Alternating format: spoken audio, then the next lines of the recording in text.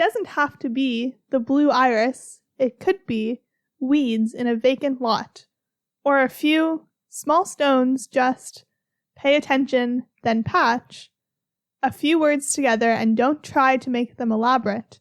This isn't a contest, but the doorway into thanks and a silence in which another voice may speak. Hey everyone, welcome back to Solar Scene. Today is rather a special episode. We are going to be telling a story of sorts and also establishing the rules for stories as we go.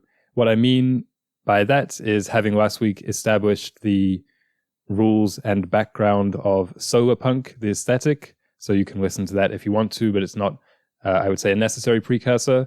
This week we're going to be playing around with the narratives of the genre rather than it as a mere kind of visual subculture. So I've come up with something of a guide that we can traverse and also put on our brainstorming caps and just try and come up with something fun. And I think that poem that you read would be kind of like the poem on the first page of the novel before you start it, like the foreword. I agree. I found this poem. It's by Mary Oliver, the patron poet of the Solar Scene podcast. Sure. And I felt like it encapsulated what we're going to be talking about today quite well. Mm-hmm. I'll highlight two things. One is that she was talking about the inspiration for a prayer. The poem is called Praying by Mary Oliver. So the inspiration doesn't need to be something extreme, but as long as it's real to you. So she would say, like, it could be weeds or a few just like stones scattered on the ground. And we're going to talk today about how when you make a story, the inspiration should be real life. It shouldn't just be other stories. Yeah. Because then it can become a bit insular and disconnected from reality. And the other thing that I wanted to mention about this poem in relation to today's episode is how she was talking about how the prayer, or the story in this case, doesn't have to be elaborate as long as it is a doorway into creating an idea or a space for other voices to speak. And that's not always important in storytelling, but I think it's very important in solarpunk storytelling. Every story piece of art in the solarpunk genre should be a jumping off point or perhaps a jumping in point for other people to join, because right now it's such a new movement that it can't necessarily afford the luxury of being abstract the way that other genres can. Yeah, it's really nice points, especially the first one, because I think as wannabe writers or artists, you're so conditioned by spectacle and blockbusters and even classics that your own small haiku that you form upon seeing some weeds and an ant just seems so minuscule in comparison and so kind of slight, but really that's often the best, or at least the most honest type of art. So along these lines, I have split our budding genre into three categories: character, setting, and plot or story, which I think are pretty much the three elements of storytelling. But first of all, let's ourselves share a couple of solarpunk examples from real life. I'll put you on the spot. So you can't reference Studio Ghibli. It has to be something that actually in real life exists. Oh, wow. Yeah. My first idea is, living in Montreal, there are Bixies everywhere. And we realized upon moving here, we thought it was more of a novel thing, because in Halifax, where we used to live, they had a similar situation with scooters, but it was definitely more for tourists. Yeah. But here, it's everyone. People get to work on them. You get your groceries on a Bixie. Which are those bike taxis? Yes, sorry. And they are so affordable. It's very solarpunk in a lot of ways, in the accessibility, in the community aspect of it, because you can't just steal one.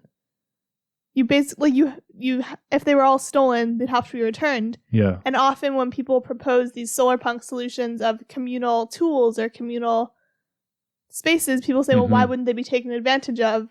And the answer is, well, people aren't necessarily innately evil. Yeah, I really like that example, and I didn't even think about it because it's so embedded here. And recently something interesting about the Bixies is that for the first time, they've gone winterized. It's true. It's a year-round thing, whereas it used to be just for the warmer months in Montreal. because I guess people thought it'd be impractical or just unpopular during the winter. So we're going a little bit, not just solar punk, but glacé punk, I suppose. And it could be improved. It could be better, of course. But something that I really think is a solar punk ethos is not letting perfect be the enemy of good. So like the Big C concept in a city, that, as you say, there were always going to be negative people. And sometimes it's easy to fall into this yourself, saying, no one's going to use this in the winter. The snow and ice will block it, so you can't even put them away. And maybe every time you go to return one, the whole dock will be full, so it'll be hard to even find an empty spot because not many people are using them. So you could list issues like this, but really it's not like the city is worse off for having this during the winter months. It's only a good thing.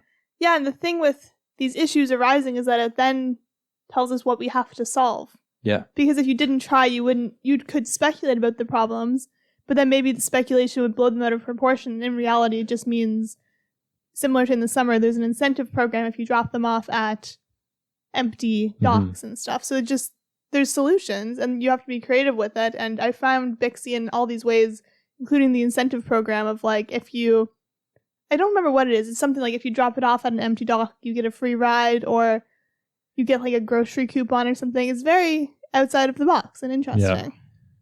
My examples of solar punk in real life make me seem very sheltered, but it's the first time that I was working at a garden center, which used to be my job, and I had never been in a greenhouse before, really, or at least paying any attention to it. And I just thought it looked like such a spectacular and kind of sci-fi thing, especially when they removed the covers, so it was just the frames. There was something about that in addition to the timed sprinklers. Like, I thought sprinklers were really wonderful. I'd never really seen sprinklers up close, which sounds, I really sound like I was raised in a barn or something like that. Didn't even know sprinklers. But also just everything about gardening and I suppose farming shocked me as to how really quantified and scientific it all was about how you can buy things to adjust the pH of your soil en masse to better grow certain flowers or certain vegetables. And I just thought that was such a neat, and I suppose solar punk, because it's not just about technology, but also knowledge and how these two things intertwine, especially with nature. And that's kind of the core of the genre. And another example I had is riding an e-bike, which I've only done one time, but I thought I forgot about that. Was such a weirdly spectacular experience. And usually I'm quite above such things. I'm usually quite superior. And I would say, I'd rather propel myself like the literal Flintstones than ride an e-bike. Who needs to do that? But actually, they're really neat. Yeah, especially, we were going quite far and we were able to do this journey quickly because we were on these bikes, which was fun. And it also had this almost magical quality when we realized how they worked. Yeah, it was also the fact that it was a legitimate bike lane. It was. Actually wide. And I wasn't fearing for my life. Yeah, that's always a bonus for sure. Another example I had is one time in one of my film classes, we had a guy come in showing off like eco-celluloid and talking all about green cinema and different materials and methods for how an industry which you don't often think of as like, this is the problem with emissions, actually could be made a lot cleaner. For sure. And so could pretty much everything. It's like the Sable Island movie that I talked about quite a lot this year, in that it wasn't all filmed on organic celluloid, but there were pieces of the film that were developed in the soil or in horse manure. Okay, yeah, Geographies of Solitude. Yeah. So it's a documentary which I actually think is a pretty good pivot into talking about characters in the solar punk world.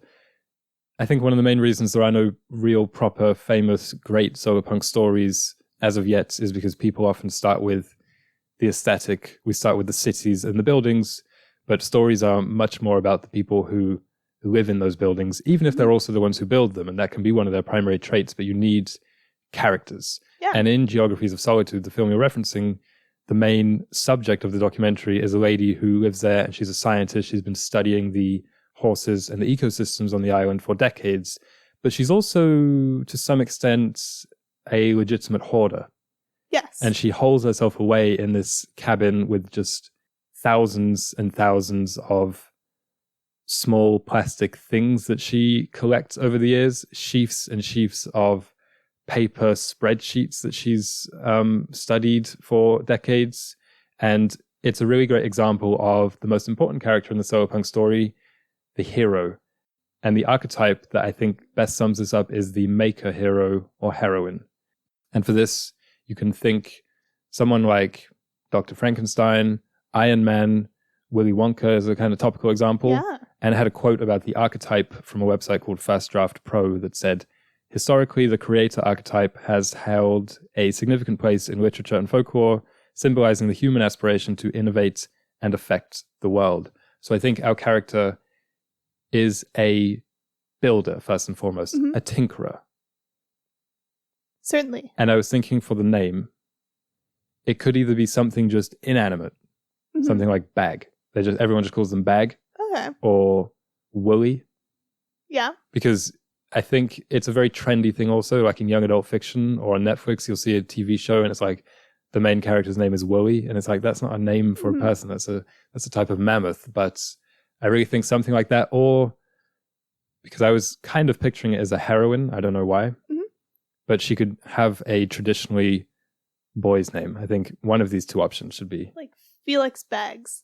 Yeah, Felix Bags or like Harry. Yeah. Short for Harriet. Or maybe I like not. this. I like the futuristic vision of names perhaps being assigned a bit. Obviously, that's historic in a way. Yeah.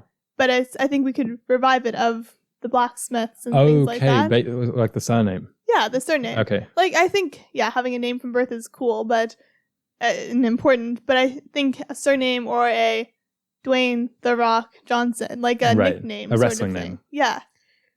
So, what's her character's name?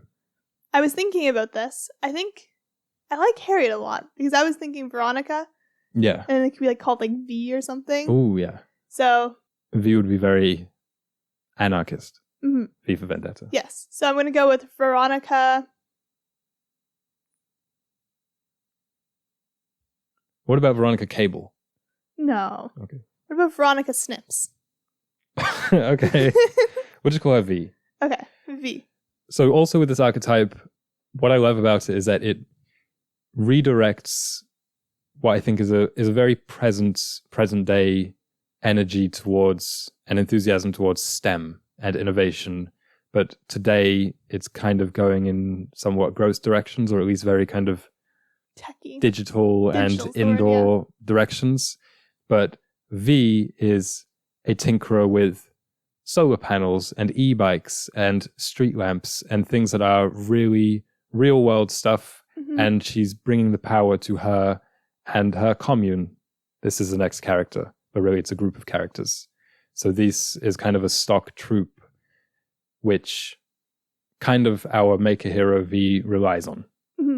And they provide materials and resources, and they work around, and maybe they're farmers or librarians or street sweepers or builders or who knows what.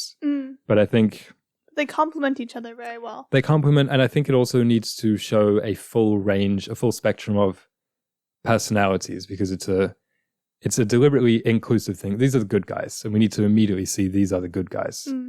And V likes them. And something I didn't mention about our hero, I think she should have a tragic backstory. Okay. Because solarpunk is at its best when it's very contextualized. I'll get into that a little bit later with the setting. But it needs to look like the world having dealt with and still dealing with climate stuff, environmental degradation, and kind of a good character way of showing these scars is if we made V an orphan.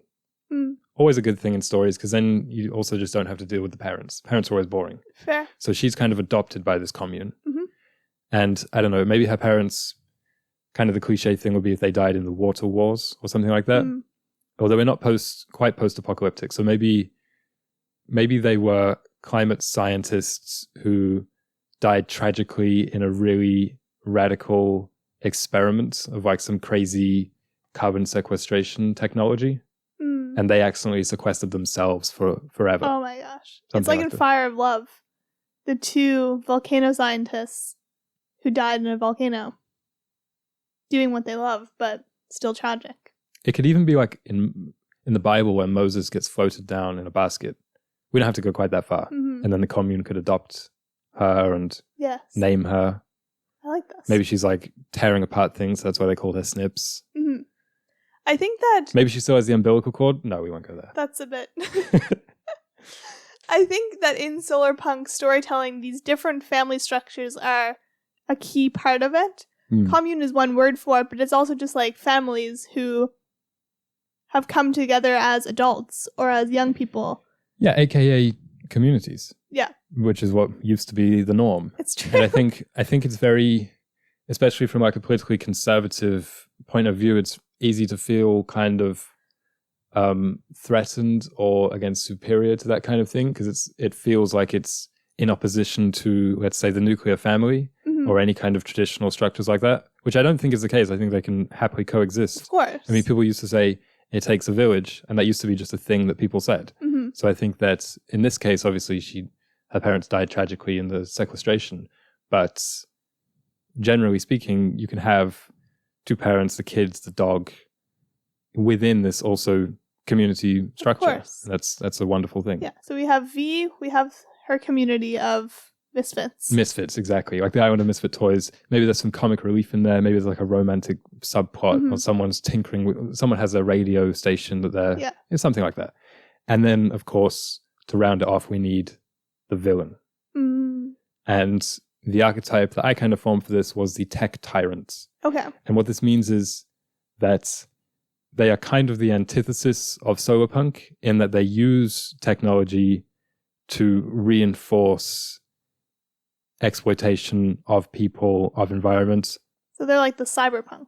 Yeah, they want hierarchy and control. Think the antagonist corporation from Blade Runner up in a skyscraper looking down and really wanting to pull the strings. And crucially, I think it could sometimes be, but for our story, there should not be just outright evil. I think for solarpunk, it's important to have that moral nuance. Not every genre needs this, but I think in solarpunk, it would be good if it was central. And so I think what would be neat is if they were more of a foil for the protagonist. That's meaning what it seems like, yeah. They might even share some of the same ideology, but go about it in the wrong way or mirror each other in certain ways. Maybe they're greenwashing. Maybe they are not quite understanding that what they're doing is in the long run unsustainable, or maybe they come from a good place. So like an idea I had was they are trying to make pets live longer. Kind of like the Green Goblin, I'm thinking. Like the kind of bioengineering of... Yeah. For like the good, but then it kind of can turn into like a mutant situation. Of course. Yeah. So that was my idea. They're trying to make cats and dogs and birds and fish live longer because people would like that. People don't like saying goodbye to their pets. We're going to give them pretty much human lifespans. But the way they do this is through kind of making them cyborgs. And there's something wrong about it. And maybe it makes the pet sad. But it comes from a good place, but maybe it's not. Yeah. This is just my idea that I came up with. I think this is a good idea to start with, because I think it's important that they're morally relatable, because I find when a villain is so unrelatable, it's like they just want to kill everybody. It's like you don't relate to it. It's also not that realistic, so you won't like recognize the patterns in real life. And I feel like stories are important for laying out patterns that you can kind of recognize in yourself or in a friend and have empathy towards to deal with. Well, I think some stories. Yeah. Like I think it's okay that Sauron is just evil in Lord of the Rings. Yeah. But like I was saying, I think in solarpunk, since it envisions its hero as a builder and a maker, and it kind of does that for everybody, it would be neat if the villain was also not just about destroying. They too want to build, but maybe they're building the wrong thing or just building it in the wrong way. So those are our characters. And now I think the way to do it is you build a world around those characters. So the setting that I kind of drew up is called San Fran Solarpunk. Okay. I think it's key. Wait, did you know that Ecotopia is set in San Francisco? No. Ooh. What is it about San Francisco? I don't know. It's a very evocative looking place, I think, and it has a neat name. So, cool. So San Fran Solarpunk. San Fran Solarpunk. I think it's key that it is familiar, but also out of reach, Mm. but seemingly graspable. Like it needs to be very, if I just came up with a whole new place in a new land and all the buildings and the landmarks are different, then okay, we're writing a fantasy. Mm. But this, as I say, it needs to be contextualized in the city that even if you haven't been there, you kind of have a basic idea that there are trams and hills and the sea and San Francisco solarpunk. Mhm. So what do you think is different about this city? The solarpunk city? Well, it's connected to the surrounding cities via trains. There's no like intercity cars or Okay. anything like that, or planes even. Hmm. And so that means that it's a bit more isolated and has to be more self-reliant as a city. Which means farms, rooftop farms, greenery all over the place. I like the idea that you mentioned on one episode about having the roads be weird lines of farming. Yeah, I think that's cool. Also, did you know in a lot of cities, roads are built over existing streams and stuff? Whoa. So they've had to divert the streams underground. So a solarpunk idea is bringing the streams back up to ground level. Yeah. And then some of the roads that we would know, and so they could already be there, right? Would become streams, and you could fish in them, or even just like Yeah, I mean, commute this on them. fits with the Moses idea.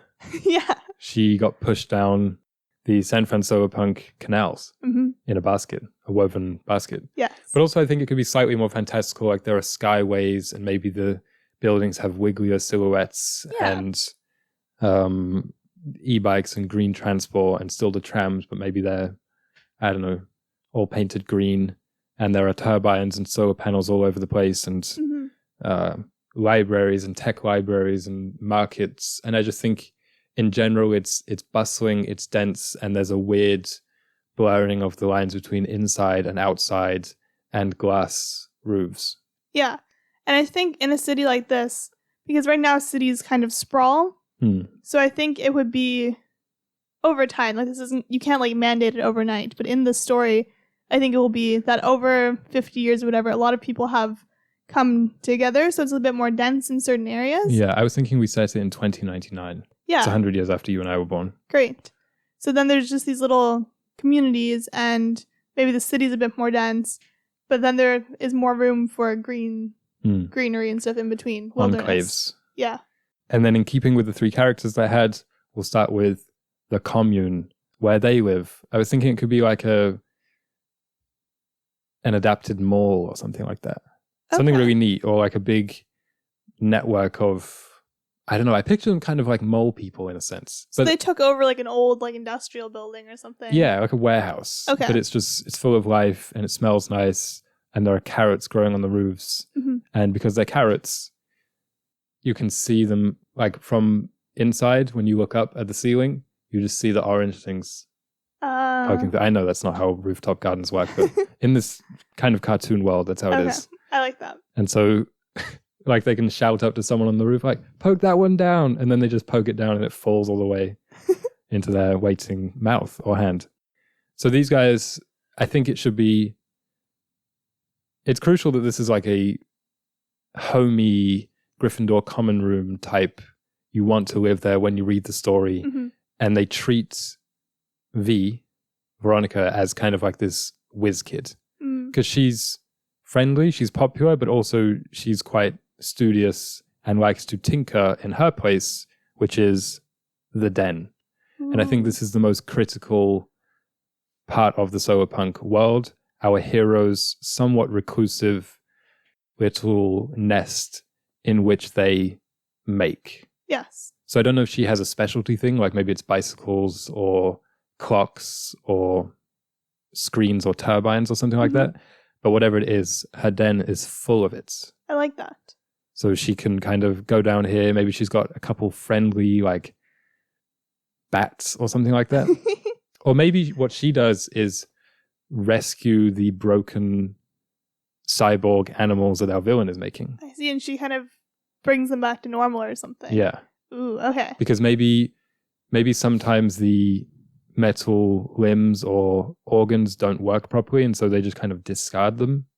But then she goes and rescues them and gives them proper lives, kind of thing. I see. So it's like a sanctuary. Cool.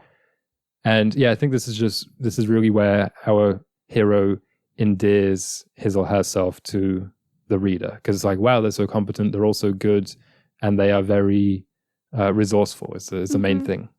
The thing about solarpunk futures is often when you describe that, you picture kind of all the dystopian books that we've read where these types of characters like Katniss, or I'll use Katniss as an example, is like they're very poor. Yeah. And so they're resourceful, but it's like because they have to be. Mm. But the difference in the solarpunk future is that there's like universal well-being. Yeah, they're quotas. thriving. So they're not like scrounging because they have to. They're scrounging because it's good for the planet and it's creative. Yeah. And fun. And I don't think they're wallowing in filth. Like they're still clean, hygienic. It's just that they don't throw things away so much. Mm-hmm. I picture it a little bit like Arietti. Yes. The borrowers. Exactly. And then kind of the counter to this den is the villain's lair. Yeah. Which would obviously be my favorite place. It looked like Kim and Kanye's house. Well, I think like a minimalism. Yeah. I do think it needs to parallel in some ways our hero's den. So maybe like they have a couple similar adornments on it or something. Mm-hmm. But crucially, I think while the den is on the earth, the villain's lair needs to be deliberately high up, looking down on things. So either in a skyscraper, or my idea, in a dirigible that the evil dirigible that tours above the city, and everyone kind of looks up on it and shakes their fist. And maybe someone tries to like blow a dart at it, but it doesn't work. It's too high. So yeah, they're looking down and kind of sending down their cyborg animals, but you know, in a good way. They're trying to fix things. Yeah, I picture this like a Bond villain, like their lair, which is very clearly always a villain's lair, but also annoyingly beautiful and just stunning. Mm-hmm. And also crucially, I think it needs to be inaccessible, because now we get to the story. A big part of the arc is making our way to the villain's lair. Oh, okay, I see. So they're trying to create their own little dirigibles or something like that, maybe. But they like refuse to use any evil methods of using hydrogen or whatever. So they're trying to create a new gas or something. Well, I think this is often where solarpunk stories find the most stasis, because it's like, okay, we can picture our world. You can also pretty easily come up with some characters that inhabit that world. But since people often draw it so utopian, and that's kind of the root of the subculture, it's hard to get any momentum there. Similar to a Superman story. It's like, well, how do you oppose him? He's great at everything. Yeah. And so people need to find ways of weakening him. So we can kind of envision this as most of solarpunk being just still images, but we're trying to set this to movement, and in particular some kind of compelling movement where there is some like opposition. So the ideas I had for that were, we're either dealing with, as I said, the scars of the past. So we're trying to rebuild from something that's still affecting us poorly, and maybe some people who are still believing things that aren't for the best. Or perhaps, as I said with the villain, we have similar ideologies, but someone's executing it differently, which is pretty much human nature and would always be the case, which is why I lean towards that one the most. Yeah. Because even if in the solarpunk world, okay, great, everyone has sustainability as an ideal, there are still going to be greedy people or rude people or ignorant people or cowardly people or whatever it may be. And I also like this story breakdown that I read once, which is that every story is either a stranger comes to town or you leave the town and go somewhere. Yeah, that's kind of true, isn't it? So is Veronica falling into the stranger coming to town? Yeah, because I think that this toy person or this pet fixer, I think that he or she comes in and starts doing this, because it wouldn't really make sense if they were there from the start, right? Yeah, that's true. So I think they start doing this, and then we have our first story beat, which is, I'm calling it the weakening. In some way, Veronica is diminished in her skills as a maker. I don't know whether she loses belief, maybe she loses her tools literally, like loses the material, or maybe she encounters a problem that she has no idea how to fix. Like maybe she's tinkering with these animals, but she is getting frustrated because she can't save them. They keep dying or something like that. I'm reminded a little bit of your parents had a tool shed for a long time. Yeah. Probably about, was it 2,000 years? About 2000, yeah. Yeah. It's been there for all of time. But they had a really dense tool shed with a lot of screwdrivers in and things like that. Yeah, everything you could imagine or ever need. And it burnt down. Yeah. The whole arsenal gone. Mm-hmm. And so in that moment when it's all up in flames and you see someone just on their knees beating the turf with their fists in rage, as I imagine your dad might have been, this rock bottom, in other words. It's about kind of building themselves up from there. And that's the story. Yeah.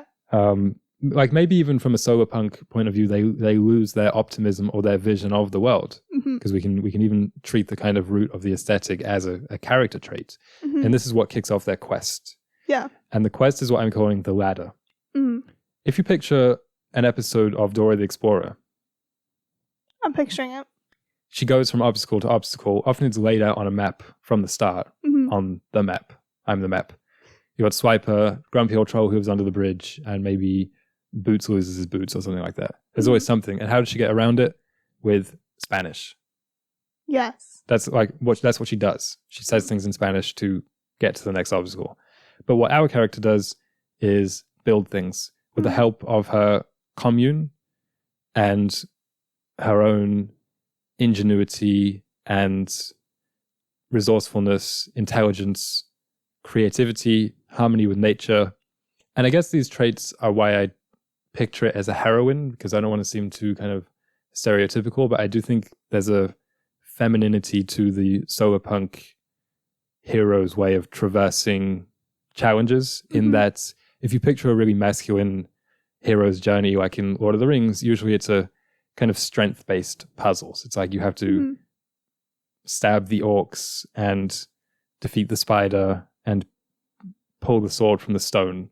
And I'm not just talking physical strength, but it's about your kind of raw ability to... The way they approach the problems are pretty different, I think, because perhaps a heroine would think of a different way to get past the orcs, maybe a bit more of a Sam type. She's going to build a ladder. That's why I call it the ladder thing, so that she can scale over them. Yeah. And I think it can be still as kind of basic and primordial and mythological as, let's say, the Lord of the Rings.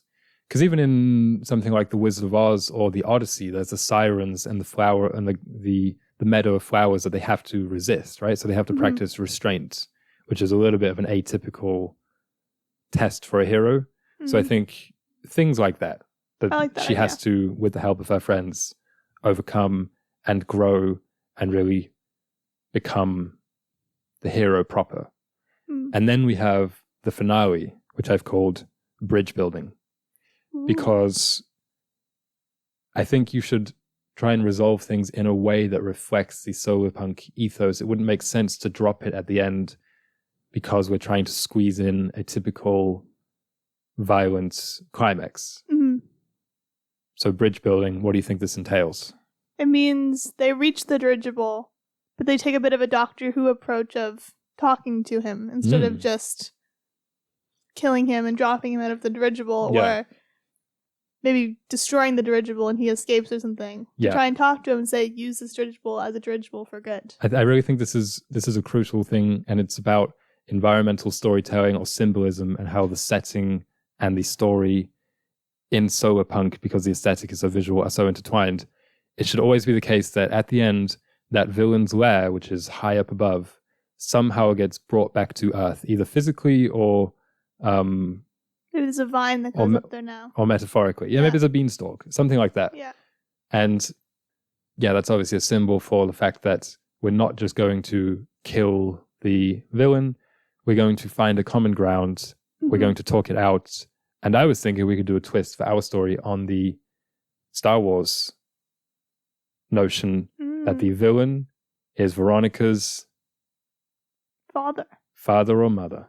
I like that. And they're the one who pushed them down. Maybe they push them down because maybe they're really afraid of death. Yeah. Which is why they're doing the thing with the pets. I see. We just wrapped it up really nicely. Wow. We are good storytellers, let me tell you. I think that connection between hero and villain, it doesn't have to be parentage, but there should be some kind of textual connection there. And what it kind of says to the hero is like, you're also part of the old world. We build the bridge. You're the bridge between worlds. The link, if you will. So the climax is basically untangling what that technology represented, the evil technology. And from there, once we kind of psychoanalyze it, we can build a new and better. That's lovely. The end.